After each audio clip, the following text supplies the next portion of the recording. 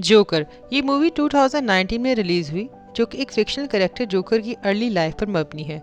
Joker Batman की comics का main character रहा है।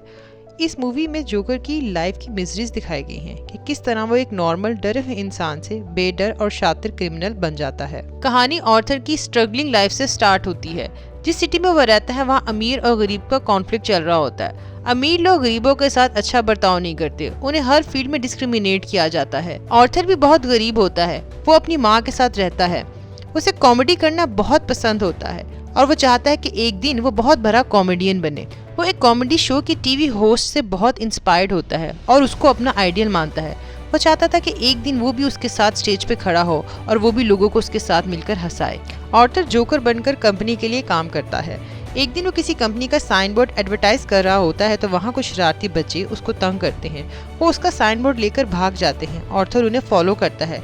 वो बच्चे उसका साइन बोर्ड तोड़ देते हैं और उसको भी खूब मारकर भाग जाते हैं। ऑर्थर अपने बॉस के पास आता है और सारा वाकया सुनाता है। उसका बॉस उस पर बिल्कुल यकीन नहीं करता कि वो किस तरह बच्चों से मार खा सकता है। उसको उसके काम के पैसे भी नहीं देता और वहाँ से उदास होकर वो घर आ जाता है। घर आकर स्ट्रेस की हालत में वो डांस करता है। शायद डांस करने से उसको सुकून मिलता है। यहाँ पर हम देखते हैं कि ऑर्थर फिजिकल तौर पर भी बहुत वीक होता है। अगले दिन वो अपने साथी को सारा वाकया सुनाता है। उसका साथी बोलता है कि जो कुछ तुम्हारे साथ हुआ है वो बहुत गलत है। वो उसको जबरदस्ती एक गन भी देता है और बोलता है कि ये मुश्किल वक्त में तुम्हारे काम आएगी। वापसी में वो बस में बैठकर घर जा रहा होता है। बस में एक बच्चे को वो हंसाने की कोशिश करता है। बच्चा तो बहुत हंसता है पर उसकी माँ इरिटेट होकर गुस्सा करने लगती है, जिसके बाद ऑर्थर भी नॉन स्टॉप हंसना शुरू कर देता है, जिससे उस बच्चे की माँ को कुछ अजीब लगता है। ऑर्थर फौरन ही एक कार्ड निकालकर उस बच्चे की माँ को देता है। कार्ड से हमें पता चलता है कि ऑर्थर की साइकोलॉजिकल कंडीशन ठीक नहीं है। वो इसके लिए कोई मेडिसिन भी लेता है जो कि बहुत एक्सपेंसिव होती है। अटैक के दौरान वो बेपनाह हंसना शुरू हो जाता है और अपनी हंसी को कंट्रोल नहीं कर सकता। इसके लिए उसे मेडिसिन लेनी पड़ती है। ऑर्थर अपनी साइकोलॉजिकल कंडीशन के लिए फिजिशियन के पास जाता है, जो गवर्नमेंट की तरफ से उसका फ्री इलाज करती है और फ्री दवाइयाँ भी उसको मिलती हैं। वो फिजिशियन उसकी डायरी पढ़ती है, जिसमें उसने लिखा होता है कि जिस तरह से मेरी जिंदगी गुजर रही है उस तरह से मैं मरना नहीं चाहता। फिर वो घर आ जाता है तो उसकी माँ थॉमस के लेटर के बारे में पूछती है। थॉमस इनकी सिटी का एक रिच बंदा होता है। सिटी के बहुत से लोग उससे डरते हैं। ऑर्थर की माँ को लगता था कि वो उनकी मदद जरूर करेगा, लेकिन ऑर्थर कहता है कि उसकी तरफ से कोई लेटर नहीं आया। अगले दिन लिफ्ट में ऑर्थर को एक बच्ची मिलती है जो अपनी मदर के साथ होती है। उसकी मदर सिंगल होती है। ऑर्थर को वो औरत बहुत अच्छी लगती है। ऑर्थर जब घर आता है तो उसकी माँ दोबारा थॉमस के लेटर के बारे में पूछती है। ऑर्थर बोलता है कि वो बार बार लेटर का मत पूछे क्योंकि थॉमस उनकी मदद नहीं करने वाला। अगले दिन वो सिंगल मदर ऑर्थर के घर आती है। वो ऑर्थर को कहती है कि वो काफ़ी अरसे से नोट करी है कि वो उसे फॉलो करता है, जिस पर ऑर्थर उसको बताता है कि वो उसको पसंद करता है। इसके बाद इन दोनों में दोस्ती हो जाती है। ऑर्थर को चिल्ड्रन हॉस्पिटल में जोकर की जॉब ऑफर होती है, जिसको वो ज्वाइन कर लेता है। वहाँ पर वो बच्चों को खूब हंसाता है और डांस करता है। डांस करते वक्त अचानक उसकी पॉकेट से गन गिर जाती है, जिस पर सब बच्चे डर जाते हैं। ये बात पूरे हॉस्पिटल में स्प्रेड हो जाती है। इस वजह से उसे जॉब से निकाल दिया जाता है। वो अपने बॉस को कहता है कि ये एक टॉय गन है, पर उसका बॉस उसे बताता है कि तुम्हारे साथी ने बता दिया है कि ये रियल गन है जो कि तुमने उससे ज़बरदस्ती छीन ली थी। इससे उसका दिल बहुत दुखता है। ऑर्थर बहुत ही उदास होता है और वापसी पे ट्रेन से घर जा रहा होता है। ट्रेन में 3 बिजनेसमैन एक लड़की को तंग करते हैं। ऑर्थर उन्हें दूर से देख रहा होता है। अचानक ही ऑर्थर को दौरा पड़ता है और वो जोर जोर से हंसना शुरू हो जाता है, जिस पर वो 3 लोग समझते हैं कि ऑर्थर उन्हें देख के हंस रहा है। इस बात पर वो ऑर्थर को मारना शुरू हो जाते हैं। ऑर्थर बहुत कोशिश करता है कि वो उन्हें अपनी प्रॉब्लम बता सके, लेकिन वो फिर भी उसे मारे जाते हैं और उसकी बात नहीं सुनते। वो गुस्से में आकर गन निकाल लेता है और तीनों आदमियों को शूट कर देता है और वहाँ से डरकर भाग जाता है। ऑर्थर अपने आप को बाथरूम में लॉक कर लेता है। पहले तो उसको बहुत डर लगता है, लेकिन अचानक ही वो डांस करना शुरू हो जाता है। उसे ऐसा लगता है कि उसे बहुत सुकून मिल गया है। फिर वो टीवी न्यूज़ में थॉमस को देखता है। थॉमस कह रहा होता है कि ट्रेन में जो बंदे मरे हैं वो उसके बंदे थे और उनको किसी जोकर ने मारा है। इस इंसिडेंट के बाद गरीब लोग जोकर के साइन बोर्ड बनाकर उसकी साइड लेते हैं और अमीर लोगों के खिलाफ स्ट्राइक करते हैं। ऑर्थर अपनी साइकेट्रिस्ट के पास जाता है। वो उसको बताती है कि आज हमारी लास्ट मीटिंग है क्योंकि गवर्नमेंट ने उनके फंड्स बंद कर दिए हैं। अब वो उसका फ्री इलाज नहीं कर सकती। ऑर्थर बहुत परेशान होकर वहाँ से निकल जाता है। फिर ऑर्थर को एक शो में कॉमेडी करने का मौका मिलता है जहाँ वो लोगों को हंसाने की कोशिश करता है, पर वो किसी को भी हंसा नहीं पाता बल्कि खुद ही नॉन स्टॉप हंसना शुरू कर देता है, जिससे उसका सारा शो खराब हो जाता है और वो घर आ जाता है। उसकी माँ दोबारा उसे थॉमस को लेटर पोस्ट करने के लिए देती है, लेकिन अब की बार वो लेटर पढ़ लेता है। वो अपनी माँ से पूछता है कि आज तक उसने उनसे ये राज क्यों छुपाया। यहाँ ऑर्थर की माँ उसे बताती है कि वो और थॉमस एक दूसरे को बहुत पसंद करते थे और शादी करना चाहते थे, पर अमीरी और गरीबी के फर्क की वजह से उनकी शादी नहीं हो सकी और ऑर्थर उसी का बेटा है। ये सब सुनने के बाद ऑर्थर थॉमस से मिलने उसके घर के गेट के बाहर पहुँच जाता है। घर के अंदर उसे थॉमस का बेटा दिखाई देता है और वो उसको हंसाने की कोशिश करता है। थोड़ी देर बाद वहाँ थॉमस का बटलर आ जाता है और वो बच्चे को कहता है कि उसे स्ट्रेंज लोगों से बात नहीं करनी चाहिए, और वो ऑर्थर से भी वहाँ से जाने का बोलता है। ऑर्थर बटलर को कहता है कि वो 30 साल पुरानी कहानी से पर्दा उठाने आया है कि वो थॉमस का बेटा है, जिस पर बटलर उसे कहता है कि ये कहानी झूठी है और तुम एक पागल इंसान हो। बटलर से बहस के बाद वो घर आ जाता है। घर आकर उसे पता चलता है कि उसकी माँ को अटैक हुआ है और उसको हॉस्पिटल लेकर गए हैं। वो हॉस्पिटल आता है तो वहाँ पुलिस ऑफिसर भी मौजूद होते हैं। वो उससे पूछते हैं कि ट्रेन में जिन 3 लोगों का मर्डर हुआ, क्या उनके मुतालिक वो कुछ जानता है, जिस पे ऑर्थर इनकार कर देता है। उसे पता चलता है कि यही सवाल उसकी माँ से भी पूछा गया था, जिसकी वजह से उसको हार्ट अटैक आ गया। वो कमरे में अपनी माँ के पास जाता है तो वहाँ वही औरत उसकी दोस्त सूफी भी होती है। टीवी पर ऑर्थर के फेवरेट कॉमेडियन का शो लग जाता है।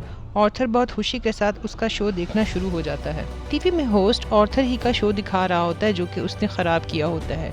लोग उसके शो पर हंस रहे होते हैं, जिस पर टीवी होस्ट भी मजे ले रहा होता है और सब उसका मजाक उड़ा रहे होते हैं। ऑर्थर का दिल टूट जाता है कि उसका आइडियल उसी का मजाक उड़ा रहा है।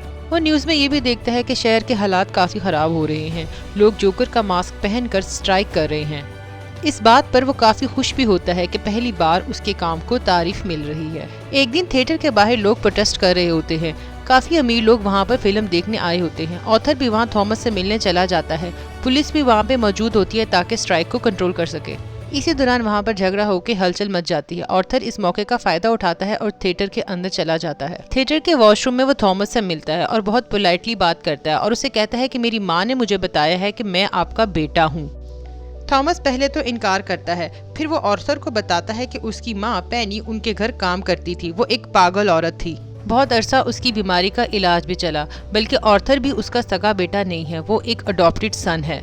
ऑर्थर को उसकी बात पे यकीन नहीं आता और उससे बहस करता है, जिसपे थॉमस उसे पंच मार देता है। दूसरी तरफ पुलिस ऑफिसर भी मर्डर केस को इन्वेस्टिगेट कर रहे होते हैं। वो इस सिलसिले में ऑर्थर को भी कॉल करते हैं। फिर ऑर्थर को उसके फेवरेट कॉमेडियन की कॉल आती है। वो उसे अपने शो में इनवाइट करता है। असल में ऑर्थर के फनी क्लिप की वजह से उनकी शो की रेटिंग काफी बढ़ गई थी, जिसकी वजह से वो ऑर्थर को अपने शो में इनवाइट करते हैं। ऑर्थर भी बहुत खुश होता है और तैयार होकर उसके शो के लिए निकल पड़ता है। रास्ते में उसे थॉमस की बातें याद आती हैं, जब उसने कहा था कि उसकी माँ पागल है।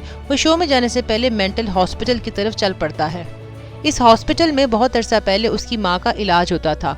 हॉस्पिटल से वो फाइल चुराता है और वहाँ से भाग जाता है। फाइल पढ़कर उसे पता चलता है कि ऑर्थर की माँ का किसी के साथ रिलेशन था जो उसे फिजिकली अब्यूज करता था। इसी लड़ाई झगड़ों में बचपन में ऑर्थर के सर पे भी चोट आई थी, जिसकी वजह से वो भी किसी ज़हनी बीमारी का शिकार हो गया था। फाइल में ये भी मेंशन होता है कि पेनी खुद से ही चीजों को इमेजिन करती थी और अपने से कहानियां बनाती थी।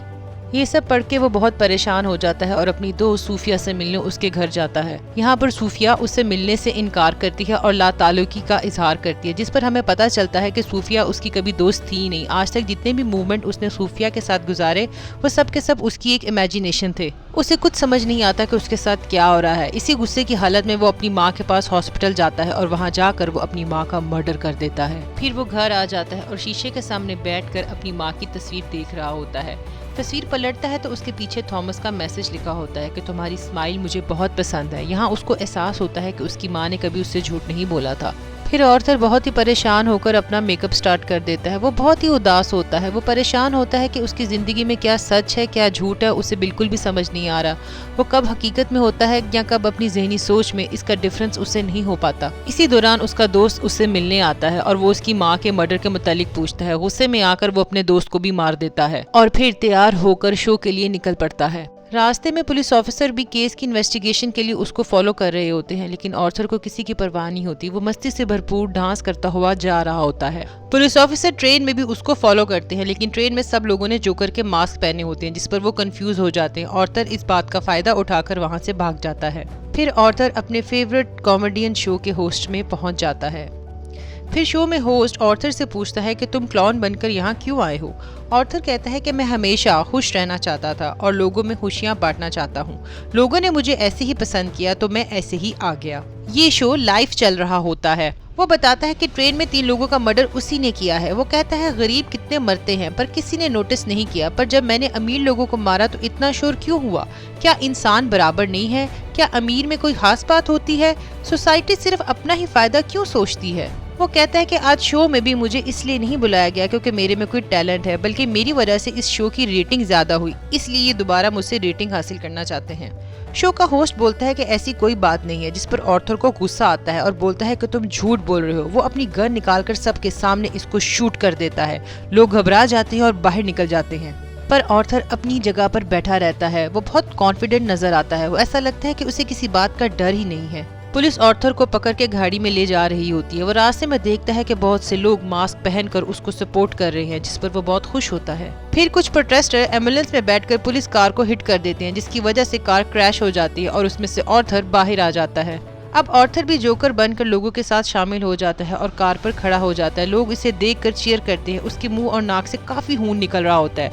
वो इसी खून से अपनी स्माइल बना लेता है और हाथ फैलाकर जोर जोर से हंसने लगता है। ऑर्थर की ये स्माइल बहुत अजीब थी। इसके पीछे गम, दुख और तकलीफें छुपी हुई थी। लेकिन ऑर्थर अब जोकर बन के हीरो बन चुका था और प्रोटेस्टर उसको अप्रिशिएट कर रहे थे।